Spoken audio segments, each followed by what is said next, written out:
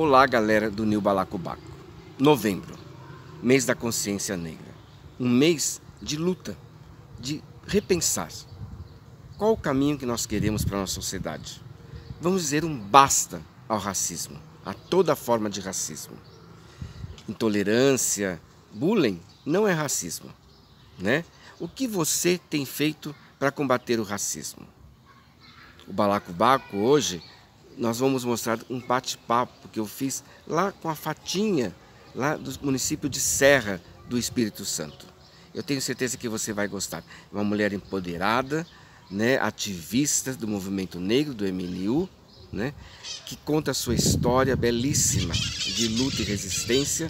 E a Fatinha, ela é heroína, né, que é uma ideia que surgiu da Secretaria de Educação lá de Serra, aonde para valorizar as pessoas em vida, né, como heróis e heroínas. Então a Fatinha também nos ensina o que é esperançar. Vamos ver. Rodou. Olá, galera do Balacobaco, do Walter Pinaia. Hoje nós estamos aqui em Vitória, né, com essa negra maravilhosa, né, Fátima Tolentino da Silva, né? A Fátima é uma pessoa já militante há muito tempo do movimento negro, né? Aqui ela participa de pulseira, tem várias atividades aqui no estado do Espírito Santo, né? Então eu queria que primeiro você se apresentasse, né? Quem é Fátima, como é que ela surgiu no meio desse movimento negro, né? O que ela sente sendo do MNU também, né? O que são esses conselhos de igualdade racial e do povo preto que tem tanto municipal como estadual, né? Eu queria que você contasse um pouco de você. Né? Bom dia. Bom dia. Então, eu sou a Fátima, mas ninguém quase me chama de Fátima, né? Me chama de Fatinha. Uhum. Né? Aqui no estado eu conhecido como Fatinha. Fatinha, eu sempre me apresento. Fátima, Fatinha ou Fafá, tá, né? Que cada um me chama de um jeito. Então, eu sou Fátima, sou assistente social, especialista em igualdade racial na escola e assessora parlamentar, né? Também. Então, a Fatinha é essa militante e mulher negra da luta, né? Das nossas causas e de outras causas, não só da questão negra, mas da questão racial, né, na sua totalidade. Eu sou moradora do município de Serra, né, onde quase 70% da população é negra, né, e hoje eu estou, né, como coordenadora do Conselho Municipal do Negro do município de Serra, né, município que eu convido quando vocês quiserem conhecer, onde foi de muita guerra, de muita garra, né, os militantes negros e negras que lá estão. Em 1849 nós tivemos a revolta, né, o levante de Queimado, e é com essa bandeira que o movimento de Serra luta o tempo inteiro, né? E a gente nós somos resultado dos revoltosos, né? E com essa revolta que nos move a lutar por dignidade, por dias melhores para o nosso povo negro, por baixar os dados, índice da mortalidade, do extermínio, né, das mulheres negras, da juventude. Nós queremos estar nas capas de jornal, mas como negros e negras que alcançaram o primeiro lugar, que quantos negros tiveram acesso à Universidade Federal, ao mercado de trabalho, né? Pautas afirmativas para o povo negro. Então, o que nos move hoje, sabe, Walter, é estar nessas pautas. E enquanto essas pautas a gente não alcança na totalidade, então a gente vai no combate, combatendo, né, com ações para combater o extermínio, né, da nossa juventude negra, das nossas mulheres negras, né, que pela luta, pela nossa identidade, porque assim, se hoje você sair perguntando quem é negro na sua identidade, poucas vão saber, mas Se você perguntar os trabalhadores da segurança pública do estado do Espírito Santo, eles sabem quem são negros, eles sabem onde que moram os negros, sabem em que condição que moram os negros. Né? Há pouco você me perguntava assim, como que foi, né, passar o Covid, né, o povo negro do Espírito Santo. Eu falo para você que não foi fácil. Não foi fácil por várias questões, né? Nunca se trabalhou tanto enquanto se trabalhou a segurança pública, tá? Invadindo as nossas periferias, né? Na perseguição aos nossos defensores de direitos humanos. Então, assim, achou-se o pretinho todinho. Mas pergunta se a vacina no braço e comida no prato alcançou todo o nosso povo negro. Né? Então, assim, as mulheres que são domésticas, elas precisaram sair para trabalhar, os ônibus lotados, como você dá distanciamento, né? Geralmente eu falo que na escravatura os navios, né, negreiros eram cheios de pretos que vieram, né, na condição desumana, né, foram traficados. Hoje eu falo que o nosso ônibus Transcol é um navio negreiro atualizado, porque você só vai ver as mulheres negras, né, dentro dos ônibus lotados nesse momento de pandemia, não pararam de trabalhar, não teve Uber para ir buscar e trazer, né, e esse ônibus lotado de negros e negras, de trabalhadores, né, da construção civil que não parou, a construção civil não parou, né, tanto não parou e os trabalhadores e trabalhadoras tiveram que continuar, né, o seu trabalho por conta que o gás aumentou, o arroz aumentou, o álcool em gel foi um acessório e máscara que não tinha, né, porque ninguém doou, quase não teve doações desses novos acessórios que agregaram, né, na condição diária do nosso povo. Né? Nós não tínhamos esse hábito. Né? Nós tivemos, aumentou muito o trabalho. Então, um exemplo, as domésticas, quando elas vão para a casa da patroa, aumentou o trabalho de limpeza. E quando ela volta para dentro da sua casa, para a sua sobrevivência, aumentou. Então, nunca se pagou tão caro pelo material de limpeza. Exato. Então, se você está pagando caro para a sua sobrevivência, tanto para comer e tanto para se manter vivo. Então, assim, foi uma avalanche mesmo, assim. Tanto se matou pela mão da segurança pública, tanto se matou pela ausência do mercado de trabalho e tanto se matou pela falta de acesso à saúde. Né? Nós estamos aqui no Museu Capixaba do Negro. Museu Capixaba do Negro. O que a gente vê pelo Brasil, né, que a gente sabe disso, é um embranquecimento da história, né, onde os nossos verdadeiros heróis foram apagados da memória, foram tirados, não se tem em livros, né, de escola. O resgate com esse museu é importante também aqui para o estado e para o país, né? Não, então se faz necessário ter um museu e contar a história a partir das suas verdades, né? A gente sempre fala que perpassa pela nossa identidade, como eu acabei de falar com você aqui. Um exemplo, lá na infância, por isso a importância da implementação da Lei 10.639, porque quando na nossa infância, né,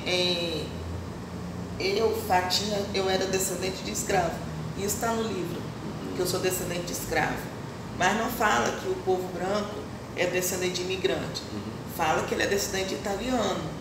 Então, na minha infância, eu aprendi que eu era descendente de escravo, eu não aprendi que eu era descendente de reis, de rainhas, que eu tinha coroa, entendeu? Não falou aqui do continente africano, da sua história geral.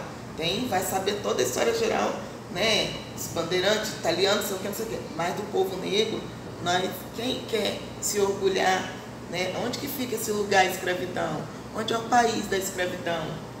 Né? Então, assim, o que legado ter a escravidão, uma condição e não uma descendência, né, igual. Então, isso está nos livros e não mudou muito, porque por mais que pelo menos no Espírito Santo, como o Estado não se aplica muito a Lei 10.069, então os municípios se sentem muito desobrigados. Tem municípios que pega assim, que começa a questão desde o primeiro dia de aula do ano até o último dia do ano, trabalhando essa questão afirmativa, né, desde o porteiro, com a alimentação, o respeito à sexta-feira do povo de religião, entendeu? E culmina no mês de novembro, né, seguindo a risca. Por exemplo, assim, na Serra a gente começa a fazer esse trabalho bem bacana, entendeu? Uma coisa bem bacana que eu amei, né, porque foi com a minha pessoa não, foi a Secretaria de Educação tá pegando os heróis vivos para contar a história para as crianças. Então, tipo assim, a Fatinha virou revistinha. Então eu posso ir na escola e falar para as crianças de mim quem é a Fatinha. Entendeu? Porque geralmente espera que as pessoas morram para ir lá fazer um busto, botar o nome de uma estrada na rua. Heróis vivos. Então, que a gente pegue os heróis nossos negros e traz como... A gente traz tipo prego para contar para as nossas crianças. A gente vira dandara e fala para as nossas crianças. Entendeu? Então, porque a gente pega Marielle Franco e vai falar para as nossas crianças. Entendeu? Mas a Fatinha em vida. Porque depois que a Fatinha se foi, vai ficar um legado? Vai ficar. Porque eu fiz muito barulho. A história viva entendeu? E a referência para a criança. Exato. Então, a criança no ensino médio, por exemplo, sim, quando eu vou no ensino médio e falo, quando vocês forem fazer a inscrição do Enem, não tenha vergonha de acessar cotas, de ser cotista. Aí eu vou e explico, porque é uma reparação, entendeu? É desigual. Né? Você quer fazer medicina, não abre mão de fazer medicina. Faz os cursos melhores, que dá dinheiro mesmo, que dá dignidade mesmo, e entra pelas cotas mesmo. Né? Então, porque se o professor lá no terceiro ano, né, não começar desde o primeiro ano, segundo ano e terceiro ano, incentivar a nossa juventude a acessar. Aí você embate que chega na universidade, não tem disciplina na maioria dos cursos que trata da questão também afirmativa racial. Sim. Pelo menos eu fiz o curso de serviço social. Não tinha, eu que fui pautando.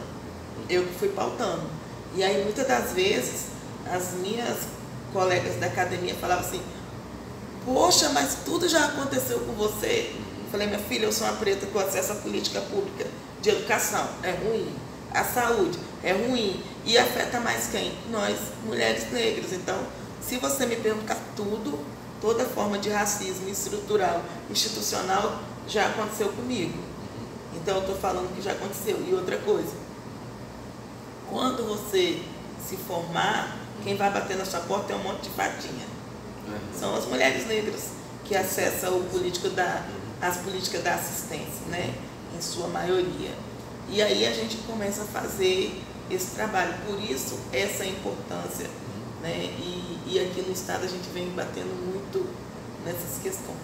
Então, a 10.639, né, esse governo que tem aí, né, eles tentaram desconstruir toda ela. Sim. Né? E aí, cada artigo que tinha dela, eles foram riscando no Ministério da Educação. Sim. Né? E eu participei, por exemplo, do projeto da TV Futura, né, que é a Cor da Cultura. E tem todo um material para as escolas. Sim, acessei muito. Exatamente. Só que assim, no estado do Pará, por exemplo, que é onde eu participei, a maioria das escolas deixa trancado na biblioteca ou na direção, porque dependendo quem é o diretor da escola, não, na minha escola isso não entra. Né? Então assim, e aí tinha relatos assim de professores que colocavam assim, fale sobre o continente. E aí quando chegava o continente África, a criança, que não era criança, respondia assim, eu não posso responder sobre isso. Quer dizer, então assim, a aplicação efetiva da 10.639 é difícil. E se tem essa iniciativa em Serra, né? Sim, que bem bacana. Do herói vivo, isso é maravilhoso. Eu achei bem bacana e foi bacana que quando eu fui fazer campanha para a Associação de Moradores, aí as criancinhas chegavam para mim e falavam assim, tia, você é a nossa vice-presidenta? Olha aí. Oh, maravilhoso. Sou. Você sabia que você está no meu dever de casa? Aí ótimo. eu tô. Ó, faz direitinho. Tem dúvida lá? Vamos lá que eu vou ajudar vocês. Eu falei, eu vou na sua escola depois, tá bom? Ela, tá bom. Toda feliz. Gente, a vice-presidenta tá na minha... Então, no meu dever de casa. Então, assim, já tem a referência das crianças. Então, assim, que é nessas questões que a gente acredita que passa pela identidade. Agora, eu acho que a lei, né, 10.639, ela deveria ser penalizada a sua não aplicação. Exato. Entendeu? Então, assim, seria, por exemplo, um pré-requisito para não receber, sabe, recursos estadual, recurso federal, recurso internacional. Entendeu? Se não aplicar. Eu acho que se a gente começasse, porque enquanto nós, todas as pautas nossas a gente pauta, toda conferência a gente pauta. Gente, isso já deveria de ter caído por terra, isso já era para estar impregnado em implementação da lei. Eu lembro que quando eu entrei na universidade, a minha professora foi contar a história do Espírito Santo. Ela falou, agora eu vou contar para vocês a verdadeira história da escravidão. Aí eu fiquei desse tamanho, falei, professora, quer dizer, se eu nunca tivesse entrado aqui, eu nunca ia saber a verdadeira história, porque a gente, para passar no vestibular, primeiro você tem que aprender uma mentira sobre a escravidão. Você tem que aprender uma mentira, porque tudo que você aprendeu até hoje então, é uma mentira. Então, se meus irmãos negros e minhas irmãs negras não entrar na faculdade, eles não vão saber a verdadeira história. E outra coisa, e essa verdadeira história que a senhora me contou não é a verdadeira história. Quem que te falou que essa é a verdadeira história? Entendeu? Então, assim, e mesmo quando você entra na universidade, não é a verdadeira história. A não ser se você já passa direto, né, para o CEAFRES. Se você pular a etapa para o CEAFRES, você vai aprender. Mas se você ficar na graduação que não está no currículo, dificilmente. Então, assim, e ela chocou.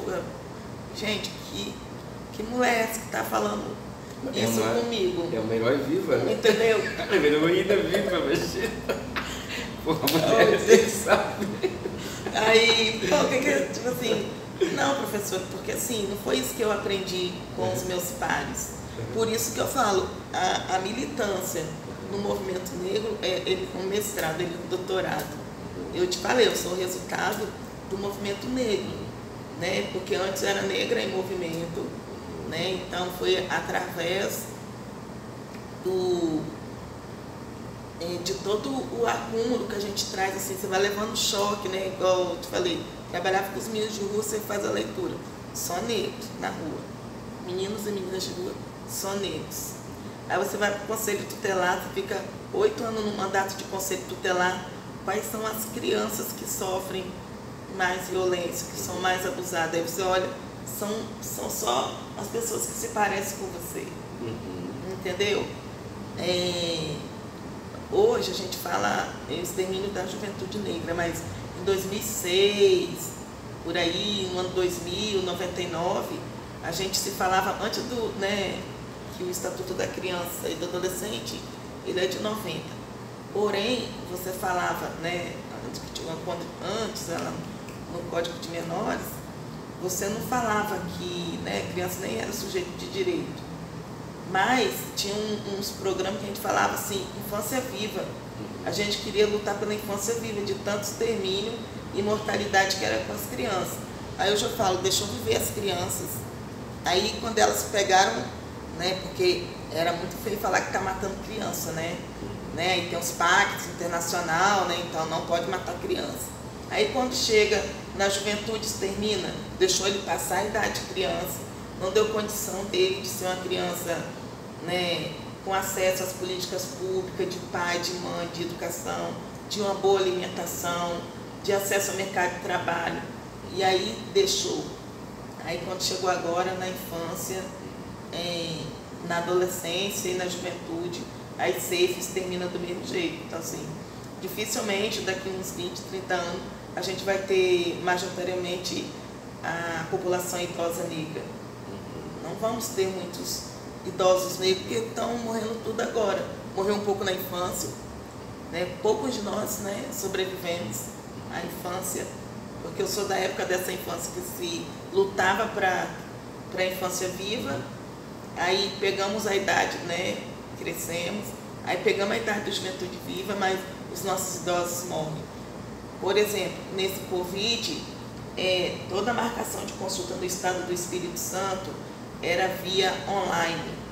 Se nós não temos, a minha dificuldade de acessar uma internet aqui dentro, não tenho acesso a uma internet ou um aparelho, os nossos idosos, que foram os primeiros a serem atingidos pelo Covid, e os primeiros a ter que acessar o sistema online, e se não tiver uma pessoa com boa vontade ou um filho ali com acesso, então quantos idosos negros ficaram sem a vacina do Covid? Faz uma leitura, né? Esse Covid, ele veio só para acentuar mais essa mazela, aumentar os dados, né? Pôr tinta. Ele só veio para pôr tinta nos lugares, porque o que antes era mimimi, o que antes era coisa das nossas cabeças, hoje é real, né? Os dados são reais, né? Então, e de que forma que a gente vai combatendo isso, né? E de que forma que nós vamos, né, fazendo esse instante. Hoje, é igual eu coloquei para você, eu estou na coordenação do Conselho Municipal do Negro da Serra e também estou na presidência do Conselho Estadual de Igualdade Racial. Tem 3 meses, né, que eu assumi o conselho, estou tomando pé da situação, mas já assumi como sendo a primeira mulher a assumir esse conselho, que ele foi criado em 2012. Parabéns, né? E sempre foram os homens que estiveram à frente, mas que nos representaram, né, bem também, que são causas, bandeiras, mas sendo eu a primeira mulher negra. Porém, assim, é um choque, tá? É um choque porque, assim, igual eu falei pra você, eu venho cá e volto na minha base. Eu venho, né, subo um degrau e volto na base, porque eu sempre falo, você nunca deve esquecer de onde que você saiu, as suas origens. E eu tenho um amigo que ele foi vereador, né? E ele é uma figura muito simples, muito humana, muito humilde. E os pais dele é bem do interior. Aí eu falava para ele assim, olha, quando você começar a se perder junto com os outros, pega o carro e vai lá para casa dos seus pais. Sempre você faz isso, para você não se perder. Porque se você se perder, é difícil você se encontrar de volta nesse caminho, entendeu? E ele faz isso até hoje. Ele não é mais vereador, mas ele faz isso até hoje. Porque eu tenho certeza que pesa algumas coisas, dá vontade de jogar tudo pra cima e não fazer nada. Que a gente acaba se indignando, né? Tipo assim, poxa, será que é só eu que penso assim? Será que essa realidade é só minha? Né? Então, eu às vezes, eu desanimo, assim. Tá morrendo muito jovem, a polícia tá indo muito nos morros, a situação tá muito truculenta. Pode fazer seu trabalho, segurança pública, você pode fazer seu trabalho. Sim, mas respeita, entendeu? Primeiro a bala cai para depois saber quem é o sujeito. Eu falo que nós, mães de filhos negros, a gente só dorme na hora que o portão fecha. Entendeu? Meu filho tem 22 anos. Aí meu filho está no 5º período de educação física, ele trabalha de dia, e ele chega, ele está na Liga Estadual de Basquete, que ele gosta de jogar basquete, então ele chega de noite, tem hora para chegar. Mas eu só durmo na hora que ele chega, porque ele é suspeito padrão. Nossa. Ele é suspeito padrão. Então ninguém quer saber se o meu filho é um trabalhador ou não. Mas não importa se ele não fosse. Ele não tem que levar um tiro e depois saber quem é ele. Nenhum menino que seja, se tiver no tráfico, ele não tem que matar um menino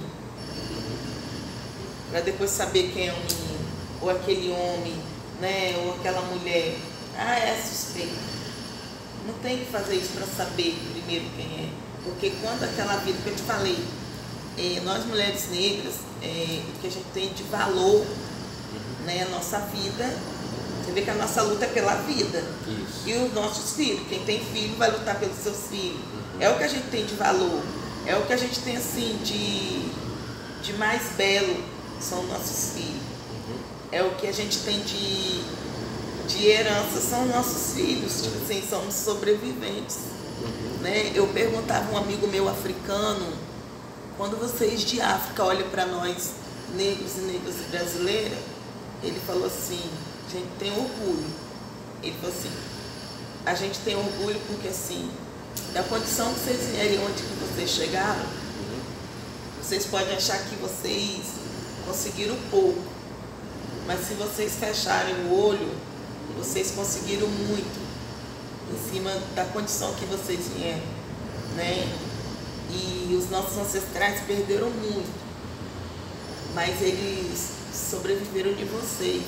Vocês têm que saber que vocês brasileiros, vocês é um pouco de nós que está aqui. Então, assim, vocês não nasceram lá, mas vocês são de lá. Nós somos de África.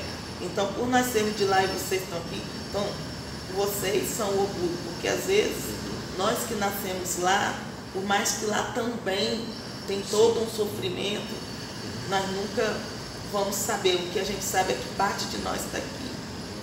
Né? E por isso que de vez em quando eu venho aqui, porque eu quero sentir parte de nós que veio para cá. Então, assim, quando ele fala isso com a gente, entendeu?